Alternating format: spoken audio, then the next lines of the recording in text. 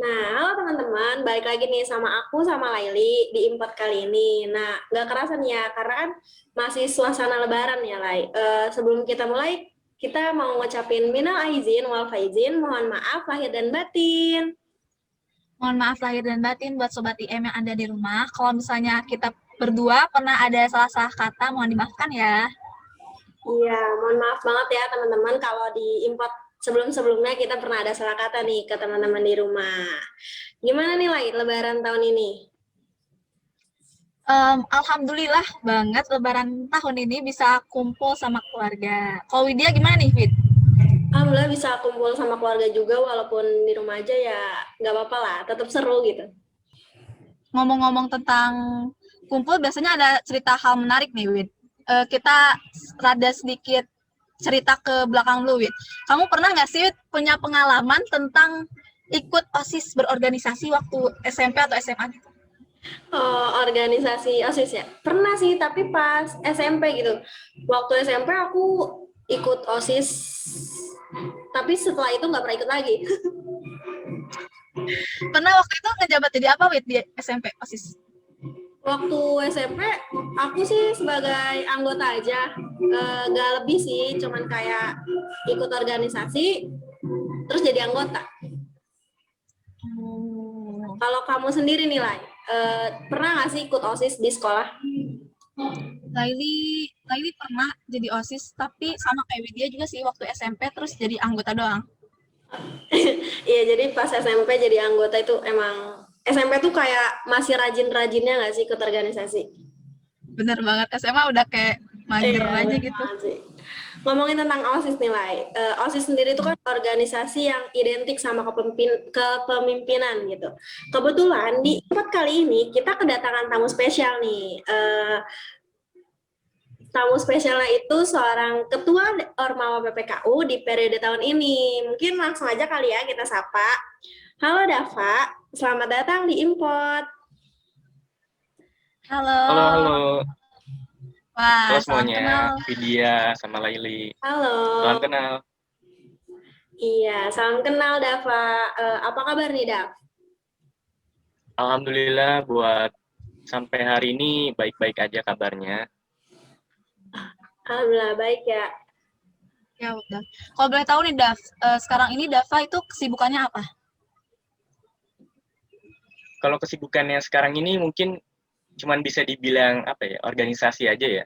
Karena kan kuliah kita masih libur gitu, besok baru masuk. Jadi kesibukannya untuk sampai saat ini ya cukup di organisasi aja. Untuk besok baru kuliah juga.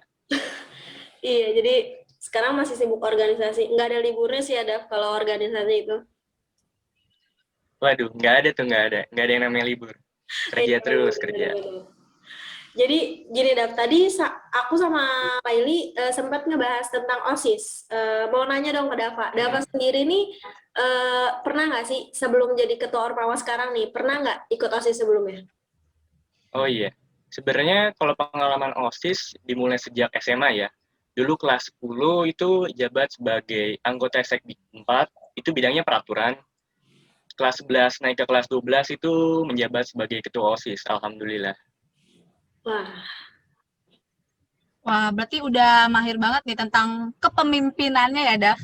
iya. Jadi Dava nih basicnya emang udah ketua sih lah. Ya, kita semua sama-sama masih belajar lah. Wah, Wah, iya. iya benar banget. Bisa aja Widya. Benar nih. Mau nanya lagi dong, Dav. Kalau ngelihat kesibukan Dava nih, organisasi, terus jadi ketua gitu. Latar belakangnya sendiri itu kan jadi sering jadi ketua gitu ya, Dav. Apa sih yang bikin Dava kepikiran gitu sampai pengen jadi ketua atau mungkin bisa gitu jadi ketua? Kadang kalau anak seumuran kita kan pengen nongkrong gitu ya, nongkrong, main gitu. Tapi kenapa Dava milih jadi ketua gitu, Dav? Mhm. Oke, oke. Pertama kalau soal kenapa dari gue sendiri ya gitu ya, kenapa mau jadi ketua gitu. Sebenarnya itu apa ya, bener-bener sifat bawaan dari diri gue sendiri gitu loh. Jadi gue pengen bener-bener ngontrol, kita sebagai sebutnya adalah lingkungan itu kan, lingkungan kerja. Jadi di lingkungan itu gue pengen ngontrol orang-orang yang ada di sekitar gue itu punya tujuan yang sama gitu kayak gue. Ya contohnya di ini ya, di eksekutif Ormawa gitu. Jadi kita mempunyai tujuan yang satu gitu.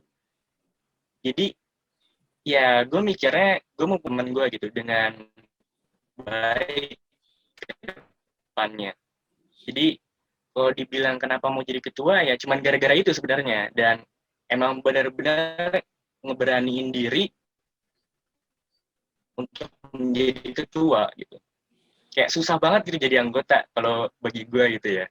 Terus kalau segala macam atau main, sebenarnya itu bisa diimbangi gitu kan. Karena jadi ketua itu sebenarnya kerjanya nggak banyak gitu.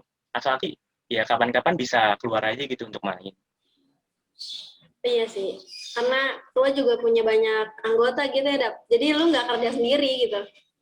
Iya, sebenarnya ini bukan apa ya, bukan mempekerjakan orang gitu kan. Iya. Cuman kan kita dalam sebuah tim gitu, pasti ada perannya masing-masing. Iya, benar banget. Eh, karena pertama kali jadi ketua itu berarti di SMA kelas 11 gitu ya, Dap? Iya, iya. Sampai ke kelas 12 awal. Oh, 2 tahun periode ya, Dap?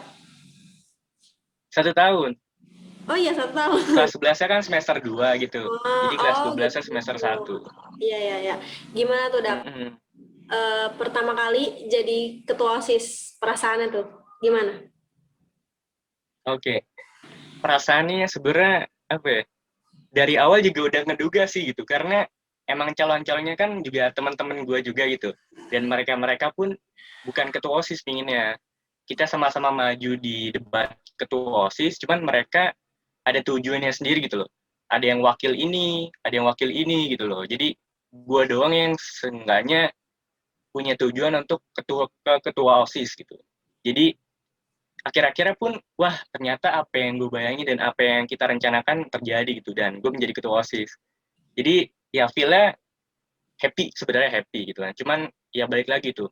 Wah, konsep apa yang gue bilang sebelumnya udah terlaksana nih. Tinggal gue bagaimana ngelancarin ke depannya kayak gimana gitu, ngejalaninnya kayak gimana. Hmm, Langsung mikir-mikir gitu sih. Wah, beban langsung di depan mata gitu. iya benar. Tanggung jawab langsung berat. Iya, jadi selama jadi ketua itu kan emang bebannya lumayan berat ya, Dap. Pasti dong ada Hmm, kendala. Pernah nggak sih ada kendala-kendala yang cukup berat gitu buat Dapa? Boleh dong sharing ke Sobat IM di rumah. Oke. Sebenarnya untuk kendala itu cuman terkait dengan para anggota aja gitu kan. Bagaimana sebuah pemikiran itu kita jadikan satu gitu. Dari pemikiran-pemikiran yang abstrak, yang berbeda-beda gitu. Pasti kan tiap orang kayak mikirnya ada yang A, ada yang B, ada yang C, ada yang D gitu. Gimana kita jadiin satu untuk satu poin, misalkan Z gitu. Pasti orang ada yang kekeh gitu. Enggak, gue maunya ini gitu. Nah, bagaimana cara kita untuk ya kita santai dan nggak kebawa emosi, tapi tetap gitu membawa mereka ke satu tujuan yang sama gitu. Terus juga selain hal itu sebenarnya kan dalam suatu organisasi mungkin ada yang namanya bosen gitu ya. Misalkan gue bosen nih ngerjain ini gitu, atau gue bosen di organisasi ini. Nah, gimana caranya kita untuk ngebuat mereka itu berasa dimilikin oleh organisasi tersebut gitu. Contohnya gue gitu, gue punya OSIS gitu, dan gue dimilikin oleh OSIS. Jadi benar-benar diri gue sendiri itu ya ada di OSIS ini gitu, dan teman-teman gue pun merasakan hal yang sama. Jadi kayak gitu. Makanya namanya organisasi itu adalah sebuah keluarga, selain keluarga di rumah ya. Itu adalah maknanya di balik hal tersebut. Iya, jadi Gitu sih. eh, cara ngendaliin itu dengan jangan pakai emosi juga gitu ya, Dap ya. Iya. Iya. Nah, jadi kan cara mengendalikan jangan pakai emosi itu. Nah, kalau boleh tahu Hmm. nih, Dav, cara enggak basic-basic jadi pemimpin versi Dava itu apa, Dav? Kalau boleh tahu. Oke, basic menurut gue atau versi gue sendiri gitu ya. Menurut gue yang pertama itu dari pemimpin atau sifat yang kita dimiliki sebagai pemimpin itu kita harus ibaratnya mengontrol anggota kita seperti yang gue bilang sebelumnya ya. bagaimana kita mempunyai suatu tujuan, mengarahkan mereka untuk satu tujuan yang bersama. Dan yang kedua itu menggerakkan mereka untuk melaksanakan tujuan tersebut. Dan yang ketiga, mungkin kita tahu bahwa pemimpin itu memiliki sifat-sifat yang banyak gitu. Entah itu kayak dia benar-benar leadership-nya yang kuat, atau bijaksana, atau tanggung jawab, itu pasti kan dimiliki oleh seorang pemimpin. Jadi, ya untuk sifat-sifat basic seperti ibaratnya sifat pribadi gitu ya, semuanya wajib gitu dimiliki. Nggak cuma pemimpin aja, baik yang digerakkan oleh pemimpin maupun yang memimpin itu perlu adanya sifat-sifat dari pribadi kita sendiri gitu. Tapi menurut gua sendiri, untuk basicnya, ya kita harus menggerakkan orang-orang di sekitar kita gitu, untuk mengarah kepada tujuan yang akan kita tujukan. Kayak gitu aja. Iya, jadi mungkin dari diri sendiri juga, dari orang lain juga gitu ya, Dep ya? Iya, betul. Karena kan, ya, kalau kita mau memimpin orang lain, seenggaknya itu kita harus memimpin diri kita dulu sendiri gitu. Iya, benar banget. Contoh hal kecilnya mungkin bangun pagi ya. Mungkin teman-teman di sini ada yang susah bangun pagi, karena termasuk gue sendiri juga sekarang ini susah.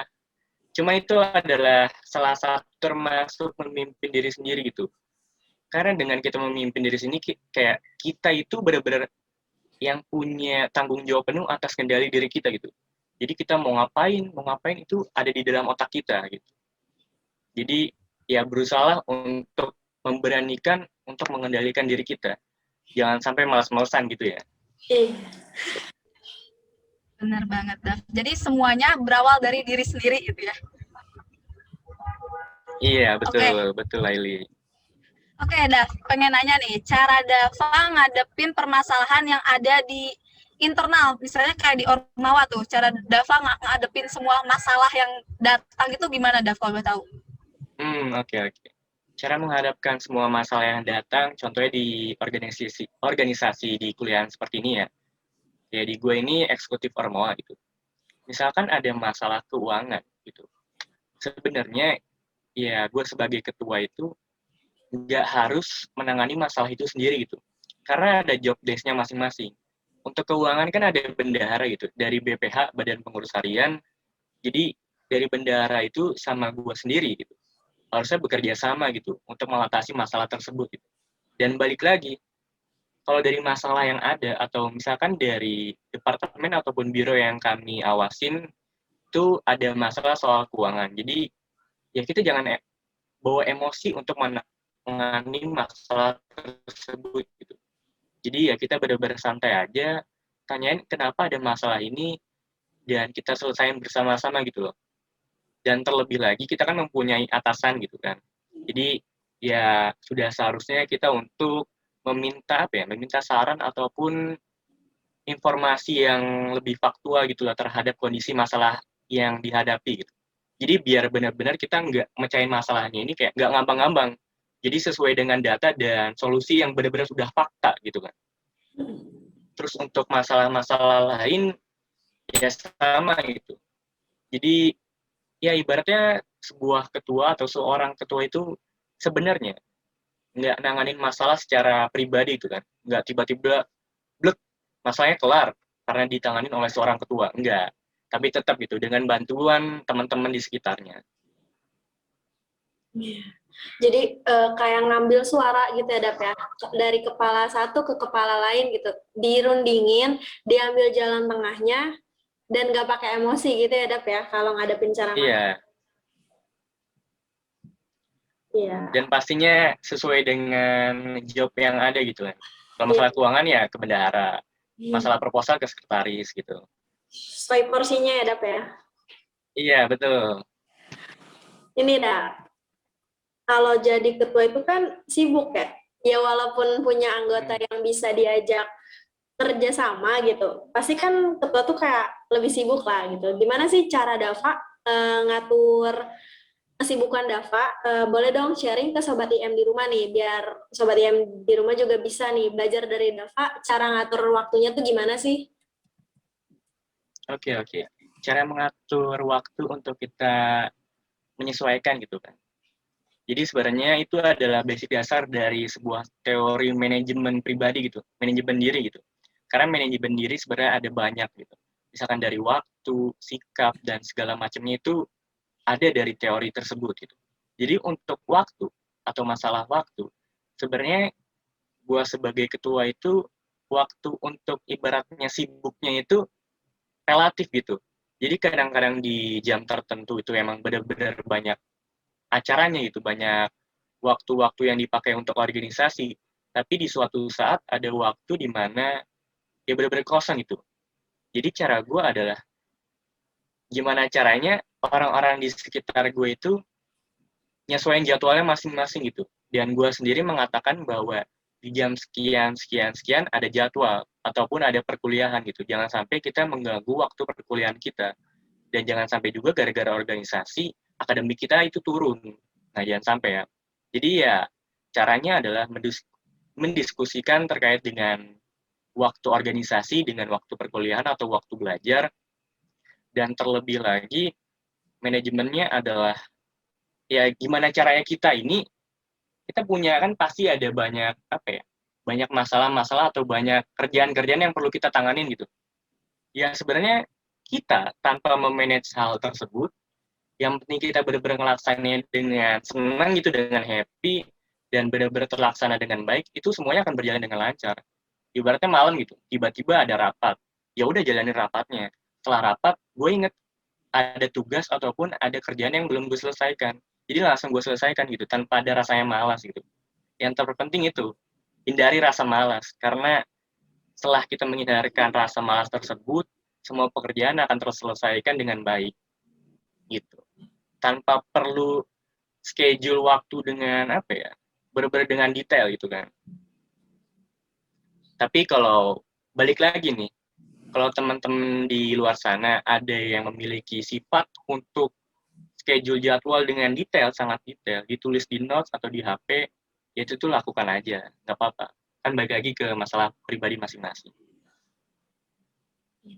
Jadi dari Dava sendiri itu ngambil kewajibannya dulu ya, Dap. Tetap nggak ninggalin jam perkuliahan baru organisasinya gitu ya. Walaupun sebagai ketua, tapi tetap harus bisa nih milih mana yang kewajiban, mana yang emang dua-duanya kewajiban, tapi kita harus bisa lah ya, Dap, milih mana nih yang lebih penting. Iya, karena kita kuliah di IPB kan untuk akademik gitu kan, bukan untuk organisasi. Iya, Jadi ya mau nggak mau kita harus ikutin gitu aturan main di IPB iya. gitu. Dari tadi nih yang dengar tentang lu jadi ketua, moto hidup lu sendiri tuh apa sih, Dap, sebagai pemimpin? Oke, sebenarnya untuk moto hidup, disclaimer ya, bukan sebagai pemimpin sih. Sebenarnya ini moto hidup ini gue baru buat setelah gue MPKMB gitu. Jadi bener-bener bikin, wah karena kan ada di CV segala macem, moto hidup. Apaan sih ini dulu gitu gue mikirnya. Cuman dari situ gue baru mikir bahwa moto hidup gue adalah nikmati dan syukuri, eh, mohon maaf, sedikit lupa nih, nikmati dan syukuri itu yang sering kita lupakan. Nah, itu sama-sama lupa kan, intinya. Jadi, ya sebenarnya kita selalu melupakan kedua hal tersebut gitu. Menikmati dan mensyukuri. Karena segala sesuatu kalau kita nikmatin gitu dan kita syukurin, ya akan berjalan dengan mulus gitu. Nggak ada overthinking atau segala macam lah. Gitu. Jadi, ya mau itu susah, mau itu seneng, atau benar-benar kesusahan, ya udah kita nikmatin aja dan kita syukurin. Pasti ada jalan keluar ataupun ya sesuatu itu ada porsinya masing-masing gitu. Mungkin kita bisa melakukan hal yang susah itu, tapi kita sendiri nggak percaya diri untuk mengatasi kesusahan itu. Jadi makanya syukurin aja. Syukurin aja. Syukurin aja. Jadi bersyukur dimanapun, kapanpun kamu berada ya. Iya. Iya. Mau di atas, mau di bawah gitu. Banget. Nah, tadi kan tentang moto dari Dava sendiri kan ya. Sekarang arti kepemimpinan buat Dava itu apa, Dava tahu? Oke. Kalau arti dari kepemimpinan itu sebenarnya adalah apa ya? Sifat-sifat itu yang dimiliki oleh seorang pemimpin. Jadi kepemimpinan bisa dibilang adalah bagaimana caranya si pemimpin ini ya bisa menjadi pemimpin yang baik untuk anggota-anggotanya. Makanya muncullah kepemimpinan atau sifat yang dimiliki oleh seorang pemimpin. Jadi menurut gua hal dasar dari kepemimpinan adalah seperti yang gue bilang sebelumnya ya. Jadi dari seorang pemimpin atau seseorang itu, seorang pribadi yang dapat menggerakkan orang-orang di sekitarnya untuk melakukan suatu tujuan yang akan dicapai. Baik itu di lingkungan, di organisasi, ya di sekolah, ataupun di kelas, di kelompok, apapun itu. Bahkan di diri sendiri pun juga. Wah, jadi itu teman-teman arti kepemimpinan dari Dava sendiri. Oke, mungkin Dava boleh dong kasih tips and trick buat sobat IM di rumah nih yang baru mau memulai jadi pemimpin biar teman-teman di rumah lebih berani nih jadi pemimpin. Oke. Untuk teman-teman semua di rumah, sebenarnya untuk menjadi pemimpin ya, bukan berarti gue benar-benar baik dalam memimpin, cuman ya kita kan sama-sama belajar gitu. Apa yang udah gue alamin mungkin akan gue sharing di sini. Jadi ketika teman-teman itu masih dalam tahap awal gitu, masih ibaratnya masih baik lah dalam memahami apa itu pemimpinan dan apa itu menjadi seorang pemimpin ya. Jadi buat teman-teman di rumah itu sebaiknya harus percaya diri terhadap apa yang dimiliki atau kemampuan yang dimiliki oleh teman-teman itu. Jadi basic-basic apa aja yang udah dimiliki itu, ya percaya diri aja. Kamu mampu menghadapi semuanya dengan kemampuan yang udah dimiliki gitu. Mungkin akan di-upgrade ataupun ditambah. Ya terlebih lagi, kita bisa memperhalus atau memperbagus lah, ibaratnya pro gitu kan dalam suatu kemampuan tersebut. Jadi yang pertama itu percaya diri, dan yang kedua itu ya jangan sombong lah. Dari semua yang udah dimilikin, jangan sampai merasa bahwa gue udah hebat gitu, gue nggak perlu melakukan hal ini itu gitu, atau perlu melakukan kayak ikut seminar, ikut webinar segala macam, nggak perlu gitu. Jangan sampai ya. Jadi misalkan dari webinar itu adalah kunci untuk menjadi sebuah pemimpin, yaitu ikutin aja gitu, jangan sampai nggak diikutin. Terus juga ambil pengalaman dan jadiin pengalaman itu sebagai guru terbaik gitu.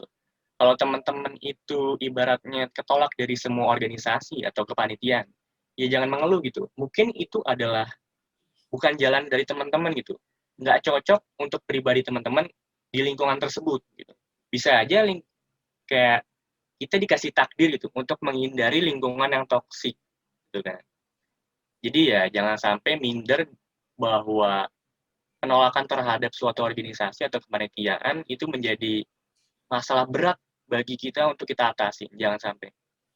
Terus juga ya kita harus aktif bersosialisasi gitu. Karena ketika kita telah aktif untuk berdiskusi gitu, atau mengobrol sama teman-teman di sekitar kita, teman-teman di SMA, teman-teman di kuliahan, itu ya secara nggak langsung sifat-sifat dalam diri kita itu udah terupgrade gitu. Apalagi soal public speaking kita gitu. Itu sudah semestinya dan sudah seharusnya kalau kita melakukan hal tersebut itu udah upgrade gitu kan, lama-kelamaan. Jadi ya itu buat teman-teman semua. Yang pertama jangan takut untuk percaya diri, yang kedua jangan sombong atas kemampuan yang udah dimilikin, dan yang ketiga itu ya barusan yang gue bilang gitu kan. Jadi ya mulailah untuk aktif bersosialisasi di lingkungan sekitar itu. Jadi ibaratnya kalau kamu itu introvert atau extrovert itu nggak ada masalah. Karena introvert itu bagian dari diri kita, bukan bagaimana cara kita menyampaikan sesuatu atau berdiskusi gitu. Extrovert juga bukan berarti dia banyak ngomong gitu. Mungkin dia lebih terbuka aja dibandingkan dengan introvert. Gitu sih. Nah, jadi buat teman-teman di rumah diambil poin-poinnya mulai dari percaya diri, belajar dari pengalaman, dan jadikan pengalaman sebagai guru terbaik. Yang ketiga, jangan insecure gitu ya, Dap ya. Jangan, Iya. wah dia udah ikut organisasi ini keren banget, gue bisa nggak ya? Jangan gitu ya, Dap ya. Harus lebih, Iya, jangan gitu. ya, gitu. Mungkin dari Dava. Input kali ini spesial gue keren banget ya lah ya. Boleh dong buat Dava kasih ke Sobat IM di rumah closing statement tentang semangat menjadi pemimpin dimanapun dan kapanpun. Oke, soal closing statement ya. Ini baru dipersiapin sekarang nih. Ya untuk apa ya? Ibaratnya kata-kata terakhir gue di sini adalah lakukan apa yang kalian bisa dan hadapin tantangan apapun itu. Seberat apapun itu, hadapin aja rintangannya gitu. Pasti dan gue yakin itu kalian bisa menghadapi masalah tersebut atau tantangan tersebut gitu. Entah dari mana solusinya, pasti akan terpikirkan gitu. Dan bagaimana cara kita berpikir kritis, itu akan menjadi solusi dalam menghadapi tantangan besar tersebut. Mungkin dari gue cukup. Dan tambah lagi nih ya, mungkin dari moto hidup gue gitu. Karena apa ya, moto hidup gue benar-benar bukan buat diri gue sendiri itu, tapi buat teman-teman semua. Ya intinya adalah dalam kita menjalani suatu kehidupan itu, nikmati dan syukuri. Dua kata itu. Jangan sampai kita melupakan dua kata itu dalam kita menjalani sesuatu. Jadi semuanya itu harus kita nikmati dan kita harus syukuri. Wah, keren banget nih Ketua Ormawa kita. Harus tetap bersyukur, pokoknya syukuri semua yang kita dapat gitu ya Dep ya. Jalanin dengan semangat, walaupun penuh tantangan. Iya, betul. Oke. Santai aja gitu. Iya, benar Enjoy banget. dalam jalaninya. Iya. Nggak kerasa banget, udah kurang lebih 25 menit kita bahas kepemimpinan bareng Dava. Makasih banget buat Sobat IM di rumah yang udah pantengin dari awal sampai akhir. Makasih juga buat Dava atas waktu dan kesempatannya. Semangat terus buat teman-teman di rumah. Sekali lagi makasih buat Dava atas waktunya. Mungkin aku Widya dan teman aku Laili, mungkin dia lagi ada sedikit kendala. Jadi kurang lebihnya mohon maaf.